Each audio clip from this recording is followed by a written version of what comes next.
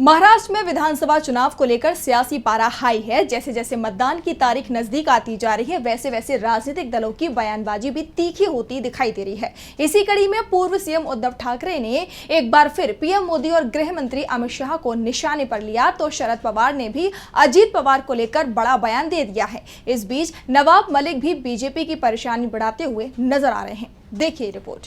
महाराष्ट्र में विधानसभा चुनाव के बीच राजनीतिक दलों के बीच बयानबाजी का सिलसिला तेज है। इसी कड़ी में एनसीपी-एससीपी प्रमुख शरद पवार का अजित पवार को लेकर बड़ा बयान सामने आया है। उन्होंने डिप्टी सीएम अजित पवार के काम की सराहना की है। शरद पवार ने कहा कि अजित पवार ने 20 से 30 साल तक इस क्षेत्र में काम किया और उन्होंने जो काम किया उसमें कोई संदेह नहीं है। शरद पवार ने कहा कि अब भविष्य के लिए तैयारी करने का समय आ गया है। उनके इस बयान ने एक बार फिर अजित पवार की शरद पवार के पास वापसी की चर्चाओं को हवा दे दी है। अजित पवार को लेकर शरद पवार का रुख नरम होता दिखाई दे रहा है, तो अजित गुट के प्रत्याशी नवाब मलिक भी बीजेपी की टेंशन बढ़ाते दिखाई दे रहे हैं। मलिक ने कहा है कि वे अपने चुनाव प्रचार में बीजेपी या शिवसेना के पोस्टर या फोटो का इस्तेमाल नहीं करेंगे। इस सीट पर नवाब मलिक वर्सेस ऑल की लड़ाई है। महायुति को पता है कि इस बार वे जीत नहीं सकते। नवाब मलिक ने दावा किया है कि अजित पवार किंग मेकर बनेंगे। हम तय करेंगे कि सरकार कैसे बनेगी।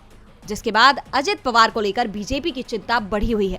तो शिवसेना यूबीटी प्रमुख उद्धव ठाकरे ने भी पीएम मोदी और गृह मंत्री अमित शाह को चुनौती दे दी है। उन्होंने कहा कि मोदी और शाह 15 दिन के लिए यहां आए और अपनी हार देखें। ठाकरे ने सवाल उठाया कि आगामी चुनाव में किसके बीच की लड़ाई है और खुद ही इसका जवाब देते हुए कहा कि इस विधानसभा चुनाव में राज्य से प्यार करने वालों और इससे नफरत करने वालों के बीच मुकाबला है। जो लोग महाराष्ट्र से प्यार करते हैं वे विपक्षी महाविकास अघाड़ी के साथ जुड़े हुए हैं। इसके साथ ही बीजेपी पर तंज कसते हुए उन्होंने कहा कि उनका नारा है बटेंगे तो कटेंगे, लेकिन हम इसे टूटने नहीं देंगे और इसे लूटने भी नहीं देंगे। उद्धव ने पार्टी के बागी नेताओं के खिलाफ भी बड़ी कार्रवाई की है। पार्टी विरोधी गतिविधियों में शामिल होने के लिए 5 नेताओं को ठाकरे ने सस्पेंड कर दिया है। डीबी लाइव की रिपोर्ट।